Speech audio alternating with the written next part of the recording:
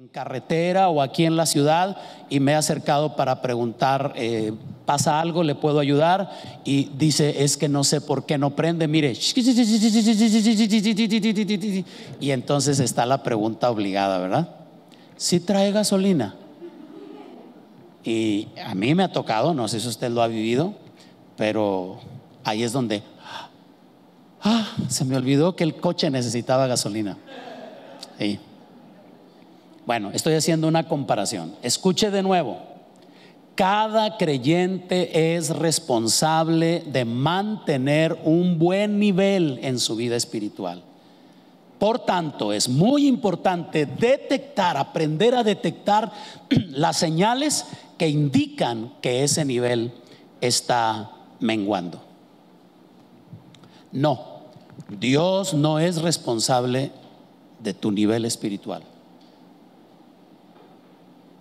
Yo quisiera predicar y decirles, tranquilos, hoy van a recibir una dosis de fuerza y de fortaleza espiritual y van a salir de aquí con tanque lleno. Pero aunque así fuera, en el transcurso de la semana van a suceder cosas, van a pasar situaciones que van a ir mermando ese nivel de fuerza, de capacidad espiritual. Por lo tanto, es importante aprender a detectar las señales que nos indican que el nivel va menguando. Vaya conmigo por favor a la carta que se escribió a los Hebreos, Hebreos capítulo 2 versículo 1. El autor de esa carta menciona ahí en ese versículo un concepto muy interesante, el cual vale la pena considerar y lo utilizaré como el fundamento escritural para la idea que hoy tengo en mi corazón a compartir con ustedes. Mientras ustedes localizan esa cita bíblica, yo le doy un saludo a la gente maravillosa que se conecta con nosotros a través de la plataforma de Facebook Live. Gracias por habernos esperado. Una disculpa, el día de hoy estamos transmitiendo esto un poco más tarde de la hora normal, debido a que se nos presentaron una serie de situaciones técnicas que nos lo impidieron. Y están viendo esta grabación, pues lo hacemos con todo nuestro cariño y con el deseo de que esto que vamos a compartir les bendiga. Hebreos capítulo 2 versículo 1. Atención. Por tanto, dice el autor, es necesario que con más diligencia atendamos a las cosas que hemos oído, no sea que nos deslicemos. Por tanto, es necesario que con más diligencia atendamos a las cosas que hemos oído, no sea que nos deslicemos. Quisiera resaltar, mantenga por favor ahí abierta la Biblia o encendido el dispositivo en el que está leyendo las escrituras. Quisiera resaltar algunas cosas. Primero, observe que el autor dice es necesario. ¿Me puede ayudar? Puede decir conmigo, es necesario. Voltee con alguien que está ahí a su lado y dígale, es necesario. Esto es importante porque lo que quiero resaltar es lo siguiente. Cuando usted lea en la escritura que algo es necesario, no lo interprete como opcional. Aprenda esto. Si el autor bíblico está mencionando esto como un aspecto necesario, es porque es una necesidad. No es una sugerencia, no es un consejo, no es opcional, más bien es una advertencia. Se nos está advirtiendo. El tema, el asunto que el autor va a mencionar en el resto del versículo es algo importante de considerar. Es necesario, no opcional, no es un consejo, no es una sugerencia, es más bien una advertencia. ¿Y qué es necesario? Autor de la escritura, ¿qué es necesario? Que con más diligencia, con deseos, con interés, con rapidez, sin dilación.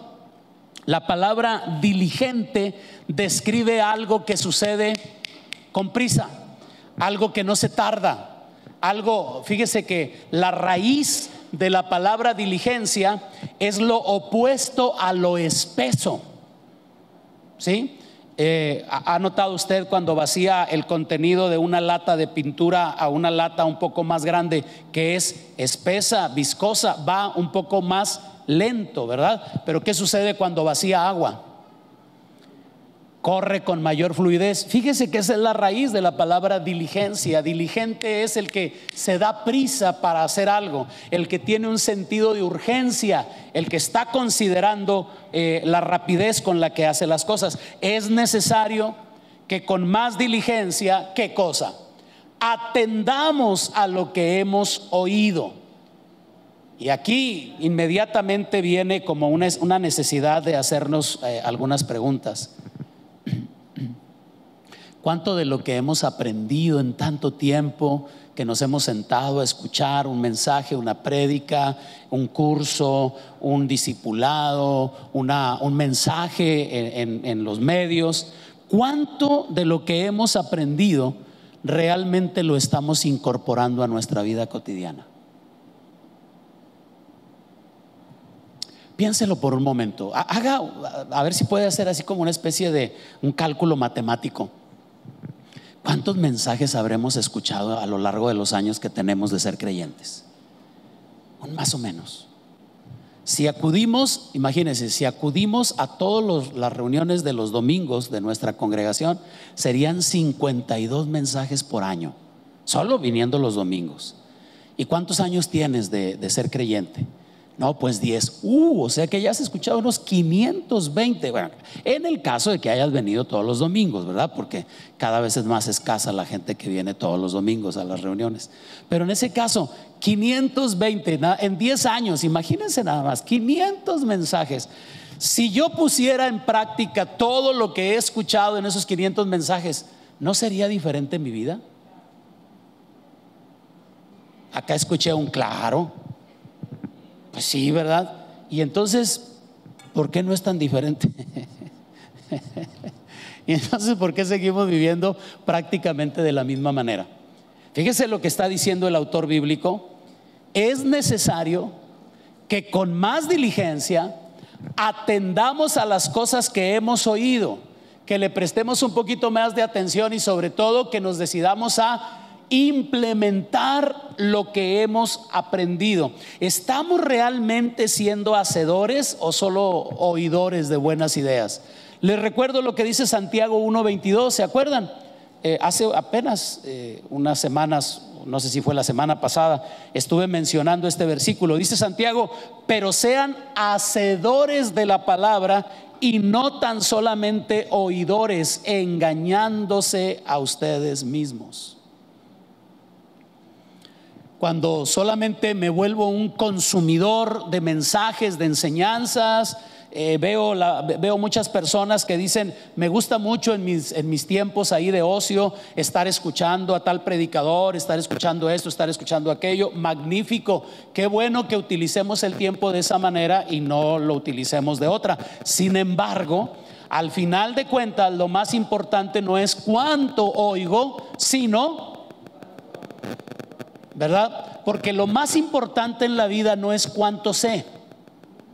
Lo más importante en la vida es cuánto de lo que sé lo estoy implementando, lo estoy practicando, lo pongo por obra. Entonces, nuevamente, dice el autor bíblico, para los que se van incorporando, estamos considerando Hebreos 2:1. Por tanto, es necesario, no es una opción, no es un consejo, es más bien una advertencia. Es necesario que con más diligencia, más prisa, más rapidez, atendamos a las cosas que hemos oído. Y luego es cuando viene esta última frase con la que termina ese versículo: no sea que nos deslicemos. Ayúdeme otra vez, por favor. Voltee con la persona que está ahí cerca de usted y dígale: aguas con deslizarse. ¿Qué es deslizarse? ¿De qué está hablando el autor bíblico? No sea que nos deslicemos. Regáleme su atención. La palabra en el griego antiguo original que se tradujo al español deslizarse o que nos deslicemos es una palabra griega que es pararrueo. Pararrueo. Creo que sí, ahí está, pararrueo. Fíjese lo que quiere decir esta palabra. Dice flotar pasando, o tal vez sea más fácil entenderla pasar flotando. Pero así viene en el diccionario, ¿sí? Flotar pasando, pasar, soslayar, o sea, pasar por alto. Habla la idea verbal que comunica, la imagen verbal que comunica este término en el idioma griego. Es como si alguien fuera en una balsa o sobre un madero, una pieza de madera en el río, y pasa flotando, pero sin tomarse en cuenta que adelante hay un desfiladero. ¿Me explico? O sea, una persona que está sin preocuparse, aunque pronto tendrá que hacerlo. Es como un descuido, es como una actitud distraída, inconsciente del riesgo que está a punto de enfrentar. Eso es la expresión, la imagen verbal que está comunicando el autor bíblico. Por tanto, es necesario que con más diligencia atendamos a las cosas que hemos oído. No nos vaya a estar sucediendo lo que a esa persona que pasa flotando y que pronto se va a ver inmerso en una circunstancia adversa, que no ha tomado conciencia del peligro que se avecina sobre su vida. Deslizarse comunica la idea de descuido, de distracción. Y hablando de esta expresión, esta frase, este pensamiento que hoy quiero compartirles, me gustaría, lo dije 3 veces, por favor no se cansen. Regresamos al bottom line, por favor, Beverly. Nuevamente, cada creyente es responsable de mantener un buen nivel en su vida espiritual. Por tanto, es importante detectar las señales que indican que ese nivel está menguando. Es decir, que nos demos cuenta en la ilustración que utilicé, que la aguja que indica la cantidad de combustible está yendo hacia abajo, hacia abajo, hacia abajo, y que no nos hemos percatado de eso. Quiero el día de hoy utilizar una historia que probablemente ustedes conozcan. Si es así, en ese caso vamos a recordarla, y si no la conocen, vamos a aprenderla o vamos a conocerla. Una historia que nos ayuda a observar cómo una persona puede deslizarse y pasar de un estado, de una condición de oportunidad para cosas grandes, y trasladarse a un estado de reprobación. Me refiero a la historia bíblica que ustedes y yo podemos encontrar en el segundo libro de los Reyes, capítulo 5, en el Antiguo Testamento. Es la historia de la sanidad milagrosa de un hombre llamado Naamán, que estaba enfermo de lepra. ¿Recuerdan eso? ¿Me acompañan? Vamos a Segunda de Reyes 5 con el propósito de tener un poquito de claridad sobre la historia, y para que ahí mismo podamos ver estas señales de las que hoy quiero hablarles. Segunda de Reyes capítulo 5, a partir del versículo 1. Dice así la escritura: Naamán, general del ejército del rey de Siria. Vean por favor la descripción. Era varón grande delante de su señor, y lo tenía el rey de Siria en gran estima. ¿Por qué? Dice, porque por medio de él Dios le había dado salvación a Siria. Estas eran las credenciales positivas de Naamán: un hombre valiente en extremo, un hombre que era tenido en alta estima, un hombre muy importante en Siria, pero solo tenía un problema. Observen, dice hombre valeroso en extremo, pero leproso. Padecía de una enfermedad de esas consideradas en aquella época enfermedades vergonzosas, porque comenzaba con una especie de mancha en la piel, en cualquier parte del cuerpo, pero que se tornaba de un color rojizo, y luego comenzaban a aparecer como ámpulas, y luego se cubría de una capa como tipo polvo blanca, que comenzaba a crecer, a avanzar hasta ir carcomiendo literalmente la piel y la carne. De tal manera que aquí estamos hablando de un hombre sirio, no judío. Por lo tanto, él podía seguir realizando sus funciones como general, aunque si hubiera sido judío y hubiera vivido en la región de Israel, ustedes saben, ¿verdad? La mayoría de ustedes saben que habría tenido que vivir en el exilio. Esta enfermedad no solamente era pues tan desagradable y tan fea, sino que era muy contagiosa.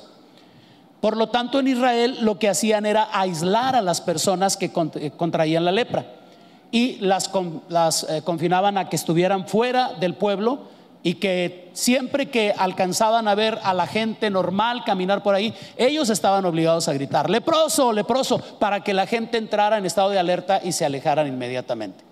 Bueno, en este caso, este hombre no judío ha contraído esa enfermedad. Y lamentablemente, pues aunque tenía credenciales muy, muy positivas y era una persona de alta estima, muy valiente, estaba enfermo de lepra. Sin duda esto debía causarle a él problemas. En aquella época, fuera de Israel, lo que hacían era que la gente podía seguir cumpliendo sus funciones, pero se cubrían con vendas, con turbantes, para tratar de evitar quedar a la vista, porque era a la vista muy desagradable ese tipo de enfermedad. Pero ahora en el verso 2 se nos dice otra circunstancia, y dice que de Siria habían salido bandas armadas y habían llevado cautiva de la tierra de Israel. Fueron en alguna bandada, tomaron cautivos a algunas personas, y entre las personas que llevaron cautivas a Siria habían llevado a una muchacha, la cual pusieron como servidumbre, como esclava, como un ayudante a la mujer de Naamán. Y entonces esta chica un día le dijo a su señora, a su ama: si mi señor Naamán rogara al profeta que está en Samaria que orara por él, él lo sanaría de su lepra. Esto, como suele suceder, la chica se lo dijo a la patrona. La patrona en algún momento se lo dijo al esposo, y el esposo, dice el verso 4, que Naamán fue con el rey de Siria y le platicó, le dijo: fíjate que la muchacha que trajimos de Israel, bla, bla, bla, ya usted sabe cómo está el asunto, y así ha dicho esta muchacha. Y entonces el rey dijo: bueno, ve, yo te voy a enviar cartas, te voy a dar una carta de recomendación, y le voy a pedir al rey que haga algo por ti. Así que antes de salir, y esto quiero que por favor lo tomemos en cuenta, dice: salió pues él, Naamán, llevando consigo 10 talentos de plata, o sea, bastante plata, 6,000 piezas de oro y 10 mudas de vestidos. Alguien hizo un cálculo, por ahí encontré esto en internet, y alguien hizo un cálculo que más o menos lo que Naamán llevaba con él para hacer este viaje eran aproximadamente 1.2 millones de dólares. ¿Cuántos se hubieran querido encontrar a Naamán en el camino para decirle: qué bonita lepra? No se ve tan mal, señor Naamán, o no sé, llegar y decir el maquillaje de última moda y algo para tratar de... Pero iba bien cargado el hombre, así que va con todo este cargamento. Dice el verso 6 que tomó también las cartas que el rey le entregó para hacerlas llegar al rey de Israel, y luego nos dice lo que el rey escribió. En el verso, la segunda parte del verso 6 dice que la carta decía: cuando lleguen a ti estas cartas, sabe por ellas que yo envío a ti a mi siervo para que lo sanes de la lepra. Piense por un momentito: ¿qué? ¿Cómo? O sea, y esa es la reacción. Verso 7: luego que el rey de Israel leyó las cartas, rasgó sus vestidos y dijo: ¿qué? ¿Soy yo Dios que mate o dé vida para que este fulano mande a mí, a su siervo, a que yo se lo sane? Ven, le dice a su séquito, le dice a su equipo: ven, nomás está buscando un pretexto para entrar en guerra con nosotros. Pero esto, por esas cosas raras que suceden, extrañas, Se llama chisme. Esto llegó a oídos de Eliseo, el profeta. ¿Cómo? ¿Quién sabe? Usted sabe, ¿verdad? Ya supiste. Mandaron a Naamán, pobre del rey. Pobre del rey, ¿cómo le va a hacer para sanarlo? Y esto así, pasó, hasta que llegó a oídos de Eliseo, el profeta que vivía en aquella región. Y entonces, cuando se entera de la situación, le manda un mensaje el profeta ahora al rey y le dice: ¿por qué te rasgas tus vestidos? Mándamelo a mí, para que sepas tú y sepan aquellos que hay profeta en Israel. Y entonces se acomodó la situación, de boca en boca llegó la cosa. Al final le llegó a Naamán la instrucción, y Naamán fue a donde estaba el profeta Eliseo. Y vino, dice el verso 9, que Naamán vino con sus caballos, con su carro, y se paró frente a las puertas de la casa de Eliseo. Y aquí hay una situación interesante, porque Naamán está muy acostumbrado a recibir pleitesía, reconocimientos. Es un hombre importante en su tierra, es un hombre de relevancia. Así que hizo como que una imagen mental de lo que iba a suceder, pero no sucedió así. El verso 10 dice que Eliseo le envió un mensajero, y aquí la mayoría de ustedes incluso ya saben cómo se llamaba ese mensajero. Ahorita nos lo va a informar la historia, pero ese mensajero que viene le da un mensaje. Dice el profeta que vayas y te sumerjas 7 veces en las aguas del río Jordán, y tu carne se restaurará y serás limpio. Verso 11 dice que esto hizo enojar a Naamán. ¿Por qué está enojado Naamán? Porque dice: yo decía para mí. Aquí se nos revela esto. Naamán pensaba dentro de él: saldrá luego y estando en pie invocará el nombre de Jehová su Dios, y alzará su mano, tocará el lugar y sanará la lepra. O sea, Naamán tenía cierta expectativa de cómo lo iban a recibir, y que lo iban a recibir con bombo y platillo, que Eliseo le iba, no sé, a hacer una caravana, y se sintió ofendido porque el profeta no salió, sino le mandó a su criado. Esto lo ofendió. Y luego, para colmo, la instrucción que el profeta le dio es que se sumergiera en las aguas del río Jordán, que en aquella época, por cierto, bajaba el nivel del agua y era más que un río, era un charco. Algo así como un río muy famoso en una ciudad al noreste de la República, que se sigue llamando río, pero que tiene muy poca agua, ¿verdad? Cualquier parecido con la historia es mera coincidencia. Y entonces esto también lo humilló a Naamán, porque vea lo que dice el verso 12: Abana y Farfar, ríos en Damasco, ¿no son mejores que todas las aguas juntas de Israel? Si me lavara en ellos, ¿no sería también limpio? Y se volvió muy enojado, muy ofendido. Ahora sí, como decía aquel estribillo que cantábamos cuando éramos niños: ya me voy muy enojado a darle la queja al rey, ¿verdad? O sea, se enojó mucho y emprendió el viaje. Pero cuando iban, verso 13, sus criados, que tuvieron que sufrir todo el viaje juntamente con él, se le acercaron y le dijeron: padre mío, a ver, mira, si el profeta te hubiera mandado alguna otra cosa, si te hubiera dicho que partieras 10 limones y te los aventaras en la espalda, ya saben cómo es esto, ¿verdad? Cómo es esta situación. Si te hubiera dicho que hicieras otras cosas, no las harías. ¿Cuánto más que te dice que te sumerjas y serás limpio? Pues, ¿qué puedes perder? De algún modo, me imagino que la escritura condensa todo eso, lo hace más rápido. Lo convencieron, caray. Y finalmente descendió y se zambulló 7 veces en el Jordán, conforme a la palabra que el profeta le había dado. Y ustedes conocen esta historia. Conforme él entraba al agua y salía 1, 2, 3, 6 veces, de pronto comenzaron a darse cuenta de que su piel estaba siendo sanada. Y la escritura dice de una manera muy categórica que la carne se volvió como la carne de un bebé y quedó completamente limpio. Wow. Ante esta situación, pues Naamán cambió completamente su actitud, y en el verso 16 dice: entonces él dijo: vive Jehová en cuya presencia estoy.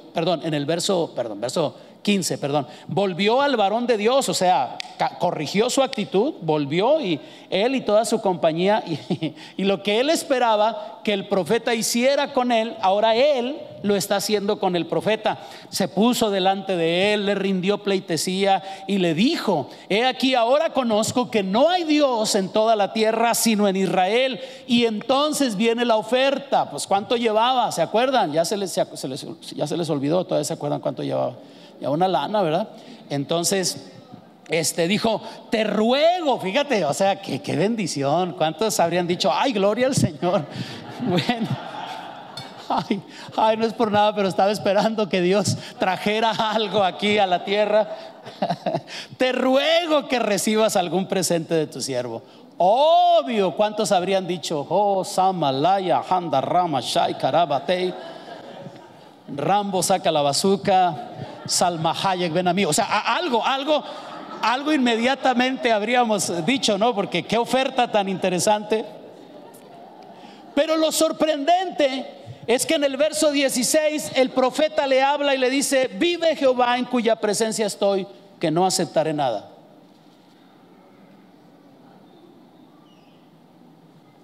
O sea, igual a nosotros, así muy íntegro el hombre, dijo: no. Obviamente el profeta estaba tratando de enseñarle algo importante al general, ¿verdad?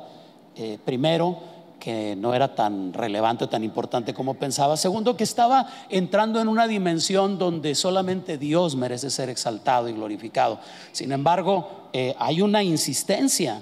Dice la parte final del verso 16: le instaba, le insistía: agarra algo, aunque sea unas piezas de oro y unas de plata. Pero dice que él no quiso. Y entonces Naamán dijo: te ruego pues, fíjense, ahora cambia la cosa, vean qué interesante. Dice, ahora Naamán le dice al profeta: bueno, ya que no quisiste aceptar nada, ¿me permites llevarme algo de aquí como un recuerdo del lugar en el que Dios me sanó?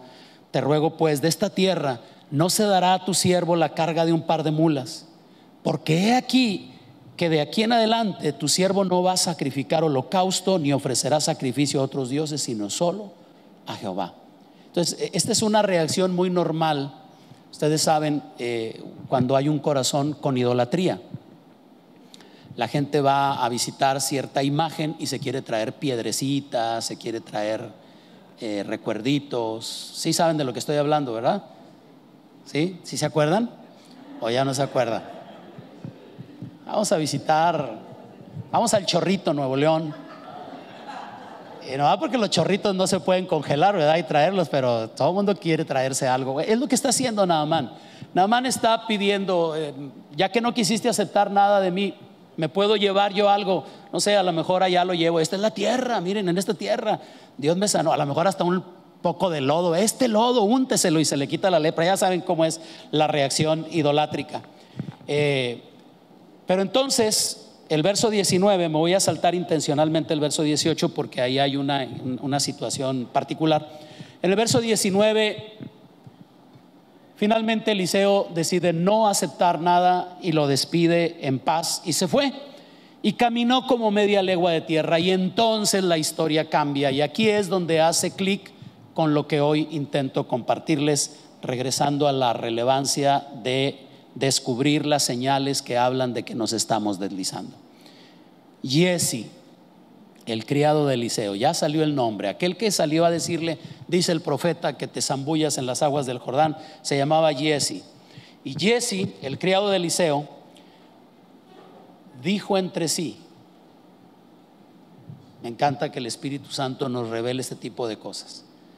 Entre sí o para sí mismo dijo: chispas. Bueno, no, chispas no aparece ahí, pero sí pudo haber dicho cáspita, recórcholis. He aquí mi señor estorbó a este sirio Naamán, no tomando de sus manos las cosas que le había traído.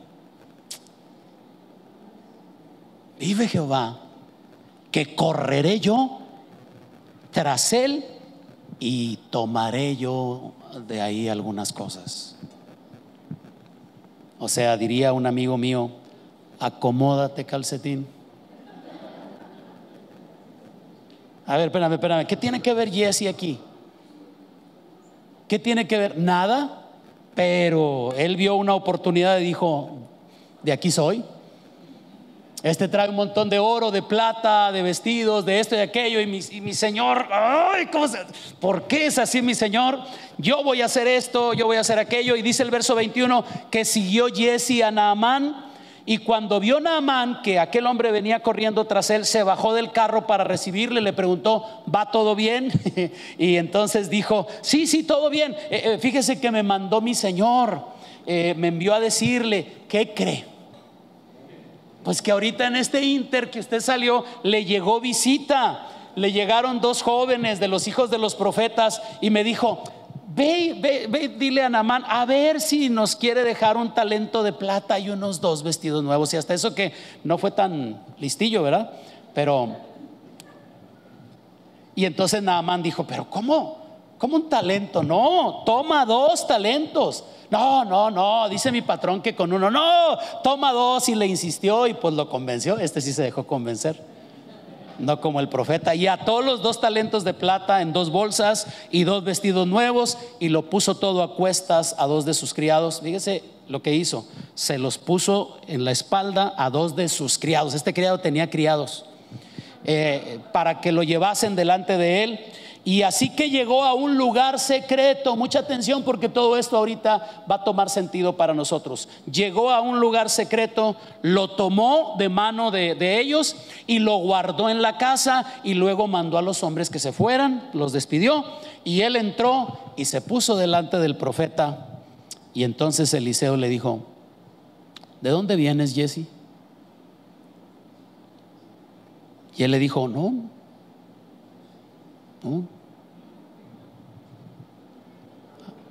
Aquí me he estado sentado, no me he movido de aquí. Le llegó el espíritu de la Martina. Yo sé que muchos de ustedes ni saben de qué estoy hablando, pero no, aquí he estado, no me he movido. Y entonces dijo el profeta: Jesse, ¿no estaba también allí mi corazón cuando aquel hombre volvió de su carro a recibirte? Jesse, es tiempo de tomar plata y de tomar vestidos, olivares, viñas, ovejas, bueyes, siervos y siervas. Por tanto, la lepra de Naamán se te pegará a ti y a tu descendencia para siempre. Y salió delante de él leproso, blanco como la nieve. Bien, esta es la historia. En esto que acabamos de considerar, estamos viendo la historia de un hombre que pudo ser heredero de un ministerio profético impresionante. Jesse tuvo la oportunidad de servir al profeta Eliseo.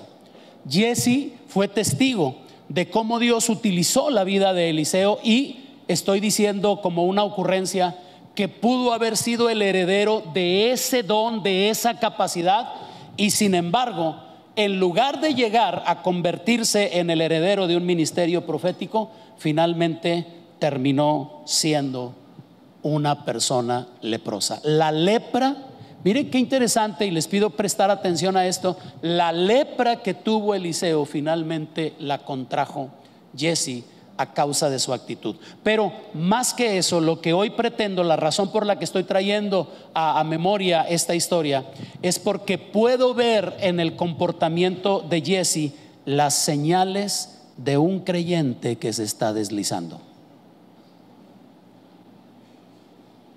En las acciones que Jesse demuestra y que son descritas en este pasaje bíblico, podemos encontrar esas señales que nos permiten ver que la aguja del tanque está comenzando a bajar, y Jesse se está descuidando, no está viendo con cuidado, y es semejante al que va sobre la balsa flotando y deslizándose sin saber que va rumbo a una ruina terrible. Lo primero que quiero resaltar es la expresión: Jesse se dijo cosas a sí mismo. ¿Lo vimos? Dijo para sí, reflexionó: ay, ¿por qué hizo esto mi Señor? ¿Por qué no aceptó el regalo que le están ofreciendo? Caray, se equivocó. No, yo iré y tomaré algo. Mire qué maravilla, porque el precioso Espíritu Santo nos permite enterarnos de los pensamientos que tuvo en aquel momento Jesse. Y esto me sirve a mí en el mensaje de hoy que comparto con ustedes para decirles: familia, cuidado con nuestro diálogo interno.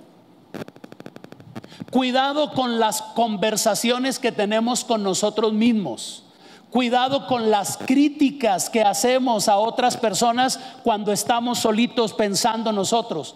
¿Por qué? Porque si el Espíritu Santo nos revela lo que Jesse pensó en secreto, quiere decir, como dijo en algún momento John Wesley, que nuestros pensamientos más íntimos son gritos en el cielo. Atención, cuidado con nuestro pensamiento interno, con nuestro diálogo interno. Cuidado con lo que nos platicamos a nosotros mismos. Sí sabe de qué estoy hablando, ¿verdad? ¿Sí? Todos tenemos una conversación, algunos le llaman soliloquio, autoconversación. En un curso que tomé le decían Radio San Pancho. Sí, no es broma, no es broma. Le llaman así a ese diálogo que nosotros tenemos internamente, en el que nos decimos, nos contestamos y casi siempre ganamos. ¿Sí sabe de lo que estoy hablando? Más o menos, ¿verdad? Sí sabe, sí sabe. No, yo le voy a decir: no, ya estuvo, jefe, ahora sí, le renuncio, ya tenga su mugre trabajo. Ya estuvo bueno y ya basta de tanto abuso, estoy cansado. Y en eso se abre la puerta hacia el jefe: buenos días, jefe, ¿cómo está?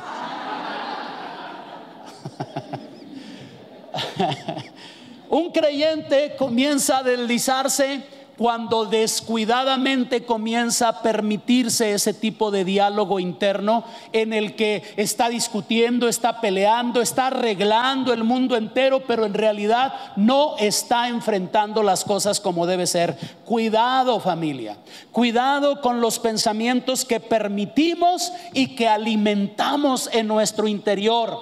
Es una necesidad aprender a revisar constantemente nuestro corazón, aprender a ponerle freno a nuestros pensamientos, a nuestras motivaciones. Ya he platicado esto con ustedes. La palabra motivación es un término que reúne dos expresiones: motivo y acción. La motivación tiene que ver con el motivo que produjo una acción. Motiva acción. Lo que movió, lo que provocó el movimiento, lo que me llevó a tomar esa decisión, a dar esa expresión, etcétera. Es muy importante que nosotros desarrollemos la capacidad de expulsar de nuestra vida pensamientos incorrectos. Y en este sentido quiero mencionarles que la confesión es algo clave. Escúchenme, por favor, no tomaré mucho tiempo para explicar esto, pero oigan el concepto y por favor, en la primera oportunidad que tengan, practíquenlo y me dicen después si lo que les estoy aconsejando les funcionó.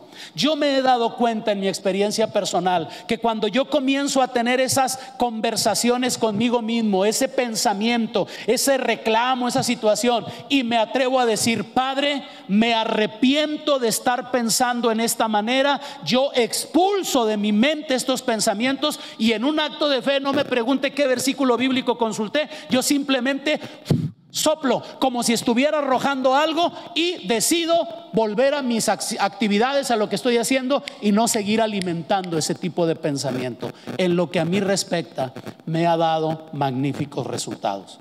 Cuando estoy discutiendo en mi mente con mi esposa, cuando estoy discutiendo en mi mente con alguien, yo digo: a ver, espera, Ramiro, yo amo a mi esposa, yo bendigo a mi esposa, no permito que este tipo de pensamientos siga creciendo en mi mente, yo los echo fuera, en el nombre de Jesús, fuera de mí.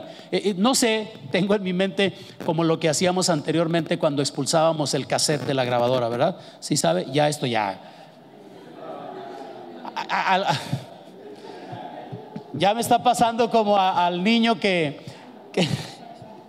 al niño que se le dice a otro niño: me encontré una pastilla anticonceptiva en el césped. Y el otro niño dice: ¿qué es césped?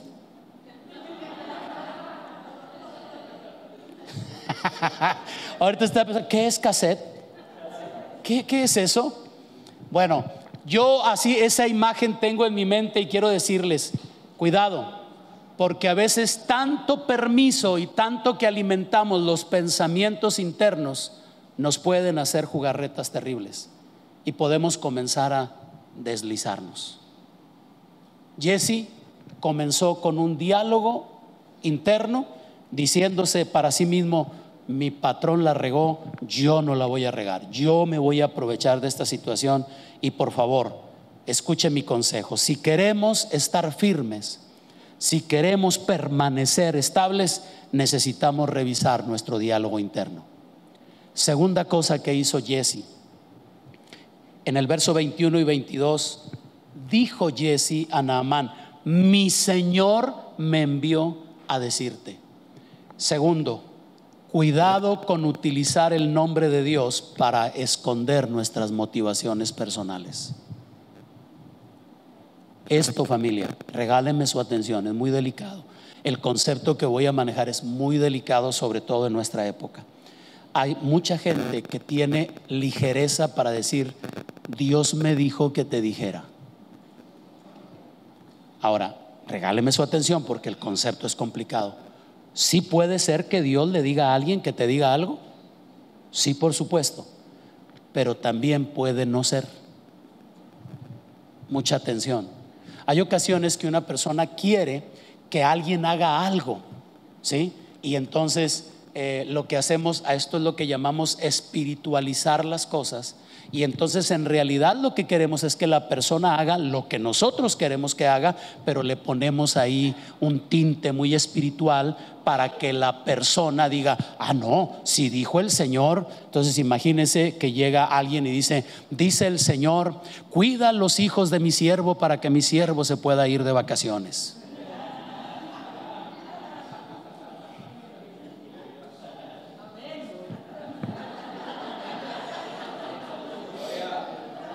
Samalaya, Haya.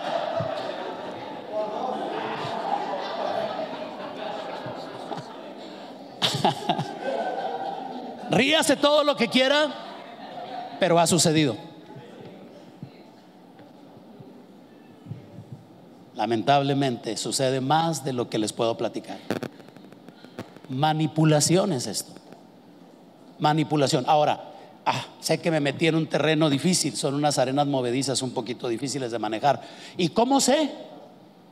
¿Cómo sé si es Dios el que está mandándome a esta persona para darme el mensaje o es la persona la que me está tratando de manipular? Ok, recuerden esto: las palabras proféticas que realmente vienen de Dios siempre serán para confirmar algo que Dios ya ha estado tratando contigo. En otras palabras, cuando la persona llega y dice: así dice el Señor, tú dices: wow, esta es la confirmación de algo que Dios ha venido tratando conmigo. ¿Me hago entender? Pero si no tiene nada que ver, si no hay absolutamente nada, escúcheme por favor, tienes todo el derecho a decir: esta palabrita la voy a guardar, la voy a analizar, la voy a digerir, porque escuchen, algunos recuerden este concepto, ya lo hemos enseñado en otro tiempo. Lo que la Escritura nos informa es que el último juez de una palabra profética es el que la recibe, no el que la da. Es muy importante. El apóstol Pablo en sus cartas a los Corintios hace este comentario. Dice: profetice uno a la vez y los demás juzguen. Se puede juzgar una palabra profética. ¿Se puede? Sí. ¿Tenemos el derecho? Sí. Pero atención, porque lamentablemente en la época en la que estamos viviendo hay mucha gente diciendo: así dice el Señor, Dios te manda a decir esto. Ahora, ahí es donde hace mucha falta pedirle al Señor nos ayude a desarrollar discernimiento. Discernir si la intención de la palabra que estoy recibiendo realmente me va a llevar a una mayor consagración a Dios, o simplemente la persona está queriendo sacar algo de mi vida que no lo logró sacar de otra manera. La palabra que viene de Dios va a edificar. No tengo tiempo para decirles cuántas veces, mientras Mari y yo fuimos pastores en la ciudad de Reynosa, Tamaulipas, porque cubrimos un pastorado 2 años en aquel lugar, cuánta gente allá llegaba prácticamente todos los días. Pastor, ¿usted es el pastor de aquí de la iglesia? Sí, ok. Dios me mandó y me dijo que le diga que tiene un mensaje para su congregación, y me lo dio a mí. Necesito que me reciba, por favor, para darle el mensaje. Ahora, pero si no me recibe, allá usted y Dios. No, pues les confieso que al principio decía yo, ouch, y si la riego, y si me equivoco. Pero luego aprendí una lección. Dije, ok, ¿usted estaría dispuesto a predicar el mensaje sin que le demos una ofrenda? Dijo el Señor que me honraras lo más posible. Entonces decía, ups, hasta aquí llegamos. Muchos de ellos iban con esa intención. Muchos de ellos llegaron con el propósito de disfrazar las cosas, porque en realidad lo que querían era otra situación. Ahora, aquí hay algo muy importante. Recuerden que en el pasaje del libro de los Hechos, cuando Cornelio envía a sus hombres a darle un mensaje a Pedro, ¿se acuerdan ese pasaje? Pedro está orando, y mientras ora, Dios le da una palabra a Pedro, y le dice: Pedro, te van a venir a buscar unos hombres, no dudes en ir con ellos. Qué maravilla. Cuando Dios está en un asunto, habla con los dos. A Cornelio le dijo: manda a buscar a un hombre que se llama Pedro. A Pedro le dijo: unos hombres te van a venir a buscar, no dudes en ir con ellos. Ahí está la gran ventaja. Cuando Dios está en el asunto, las dos cosas coinciden, las dos cosas encajan. Entonces, una palabra profética sirve para confirmar algo que Dios ha venido tratando con nosotros. Jesse se está deslizando porque está usando el nombre de su patrón para obtener un beneficio personal. Así que, segunda advertencia: cuidado con utilizar el nombre de Dios para esconder motivaciones personales. En tercer lugar, Jesse inventó una historia para obtener un beneficio. ¿Cuál fue la historia? Llegaron unos jóvenes ahorita en el ratito que usted, fíjese qué coincidencia, pero usted salió apenas y llegaron unos jóvenes, y el siervo no tiene que darles, y me mandó a decir que si le puede regalar un poquito de plata y esto y aquello. Jesse inventó una historia para obtener un beneficio. Tercera advertencia: un creyente se está deslizando cuando utiliza mentiras para obtener algún tipo de beneficio. Cuidado, familia. Juan 8:44 nos advierte categóricamente que el diablo es padre de mentira. La mentira generalmente engendra más mentiras.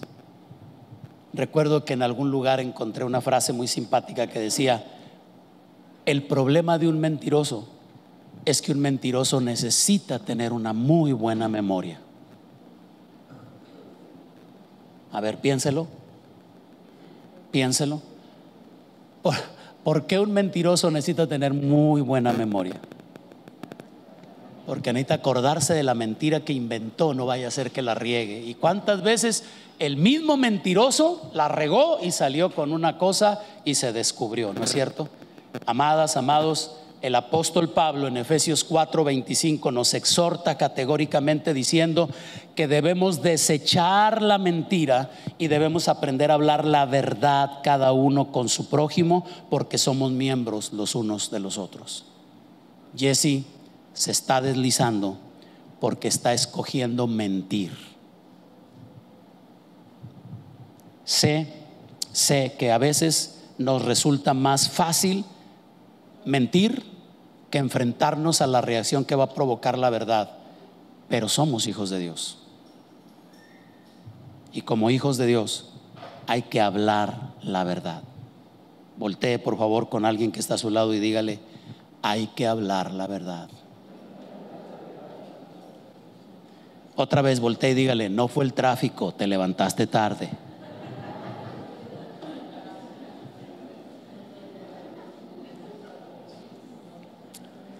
Cuatro, son 16, vamos rápido. No, no es cierto, no es cierto. Cuatro, en Segunda de Reyes 5:23, me llama la atención esto. Dice que Jesse obtuvo la plata y los vestidos, y me llama la atención. O sea, un criado con criados. ¿No se les hace raro eso? Pero así dice: cargó a 2 hombres. Los cargó, ahora sí que como si fueran mulas, como si fueran animales, bestias de carga. Los cargó, les echó en la espalda. Vamos, lléveselo para allá. Oiga, aquí hay una cuarta señal de un creyente que se está deslizando. Cuidado con abusar de la bondad de la gente para obtener beneficios personales. Este es un abusador. No solo es un mentiroso, pero es un abusador.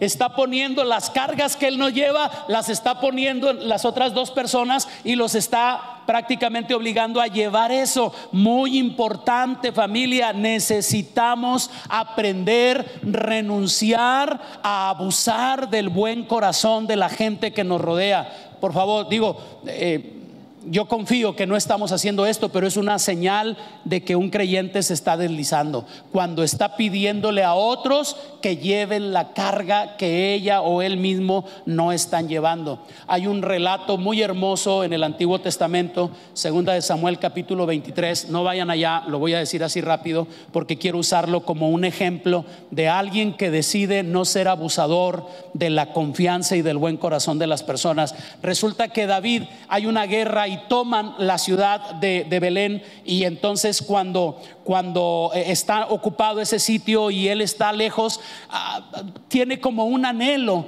y la escritura así lo dice, que David suspirando dijo: ¿quién me diera de beber agua del pozo que está en Belén? Como un anhelo. No es que quería realmente agua, sino lo que decía era: quiero regresar al lugar y poder beber del agua del pozo que está en Belén. Sus valientes oyeron ese deseo y wow, irrumpieron, entraron a punta de espada peleando, se metieron, agarraron agua de aquel pozo, se la trajeron y le dijeron: rey, tu deseo es una orden para nosotros, y le llevaron el agua. Cuando David vio lo que sus valientes hicieron, ¿saben lo que hizo David?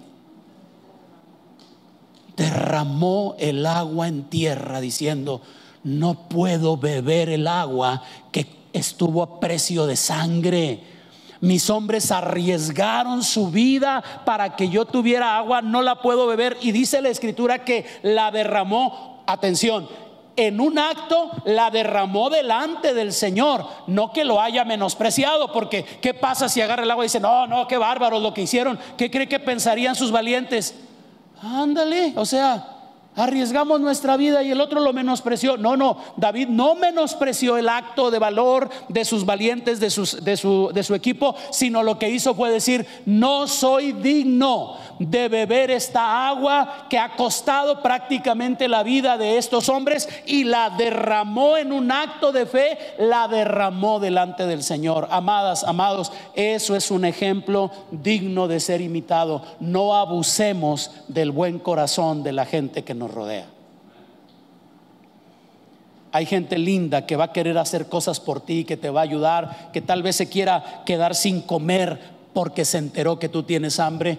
Sé sabia, sé sabio, porque un creyente que se está deslizando aprovecha toda oportunidad para salirse con la suya, aunque en ese momento esté abusando de la confianza de las personas que le rodean.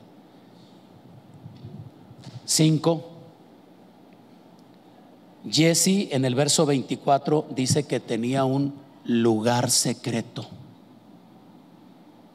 Las cosas con las que cargó a estos 2 hombres las llevaron a un lugar secreto. Quinta señal de un creyente que se está deslizando: cuidado con tener y mantener secretos, cosas de las que no nos atrevemos a hablar públicamente. La discreción es una cualidad, lo entiendo, pero cuidado con tener esos lugarcitos secretos. Permítanme, mi imaginación es inspirada. Cuando leo esto, cuando recuerdo esto, me pregunto cuántas cosas ya tendría guardadas Jesse en el lugarcito secreto. ¿Cuántas veces ya se habría salido con la suya? ¿A cuántos ya habría engañado con sus mentiras? ¿Cuántas cositas tendría guardadas ahí en el lugar secreto? Mi amada, mi amado, hemos puesto esto como un ejemplo, por favor, nadie se sienta incómodo, pero mi esposa conoce los números de acceso de mi celular, yo conozco los números de ella. No tengo absolutamente nada que esconderle, no tengo nada que ocultar, no tengo ningún de ese tipo de aplicaciones que hay hoy en día para esconder. No. ¿Por qué? Porque no hay nada que esconder. Cuidado, porque un creyente que se está deslizando es ese que tiene cosas escondidas, ese que oculta la verdad. Cuidado, mucho cuidado, porque a veces nosotros no entendemos que lo que Dios quiere es que vivamos esa vida transparente, esa vida capaz de hablar con claridad de todas las cosas. Por supuesto, habrá cosas que tendremos que expresarlas de manera discreta. No estoy hablando de indiscreción ni de imprudencia, pero no de guardar secretos que a la postre puedan hacer que estemos flotando y deslizándonos velozmente hacia la ruina. Cuidado con mantener lugares secretos. Probablemente Jesse ya tenía tiempo ocultando cosas, y aquí quiero recordarles un versículo clásico del libro de Proverbios, Proverbios 28:13: el que encubre su pecado no prosperará, mas el que lo confiesa y se aparta alcanzará misericordia. 6 y último, Jesse había perdido la capacidad de mantenerse íntegro. Cuando Eliseo le preguntó: ¿de dónde vienes, Jesse? Jesse dijo: no he salido, aquí he estado. Y entonces tuvo que ser exhibido.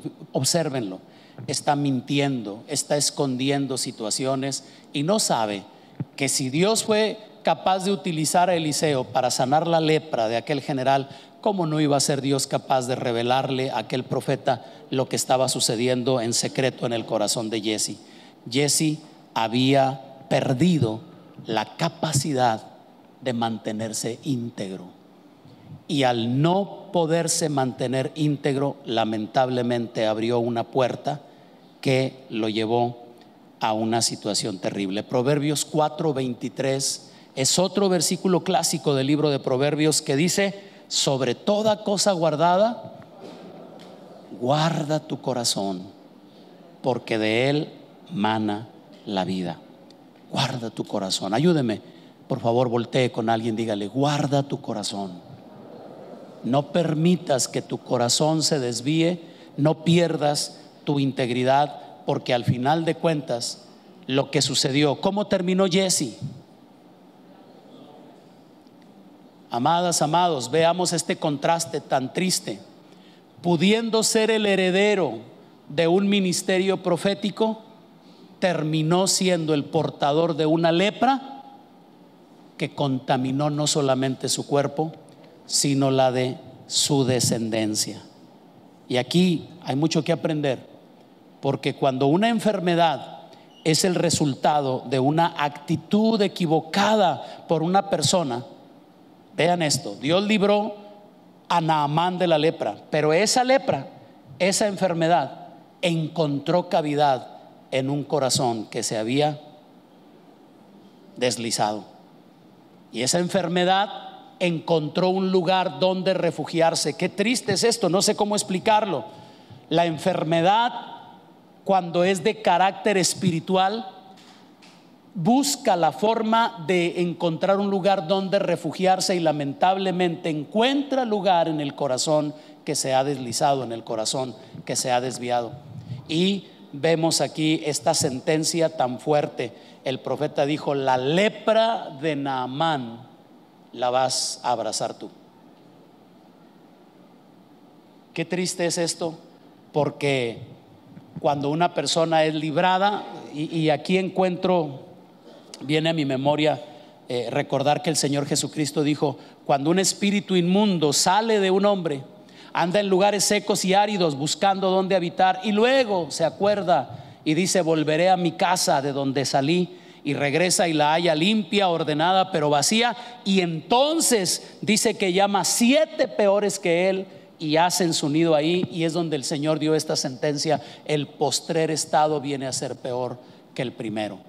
Cuidado, familia, mucho cuidado. Es tiempo no de imitar, por supuesto, las actitudes de Jesse, que se deslizó. Por tanto, es necesario que con más diligencia atendamos a las cosas que hemos oído, no sea que nos deslicemos. Cuidado, no te deslices. Cuidado, atento a la aguja. Si ves que la aguja está indicando que la vida espiritual está mermando, es tiempo de hacer algo. Es tiempo de recargar el combustible, es tiempo de regresar a la oración, es tiempo de regresar a la palabra del Señor, es tiempo. No te sigas descuidando, no te deslices. ¿Me ayuda? Le puede decir a alguien ahí cerca suyo: no te deslices. Cuidado con deslizarte, cuidado con deslizarte. Más bien es el tiempo de que podamos decir con el apóstol Pablo, como le escribió a Timoteo en 2 de Timoteo 4:7: he peleado la buena batalla, he guardado la fe. Por última vez en este mensaje, repito la frase: cada creyente es responsable de mantener un buen nivel en su vida espiritual. Por eso es importante detectar las señales que indican que ese nivel está menguando. Jesse nos deja ver esas señales. Cuidado con nuestro diálogo interno. Cuidado con utilizar el nombre de Dios para esconder motivaciones personales. Cuidado con las mentiras.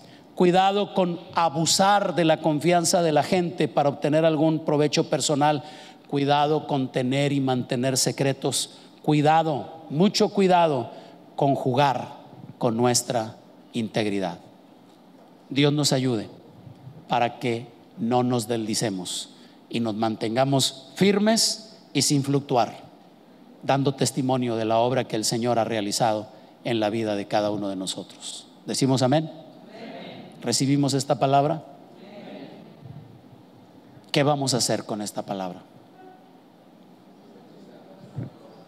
¿La vamos a aventar al bolso como todas las cosas que hemos acumulado, o nos comunica algo que vale la pena considerar y ponerlo por obra?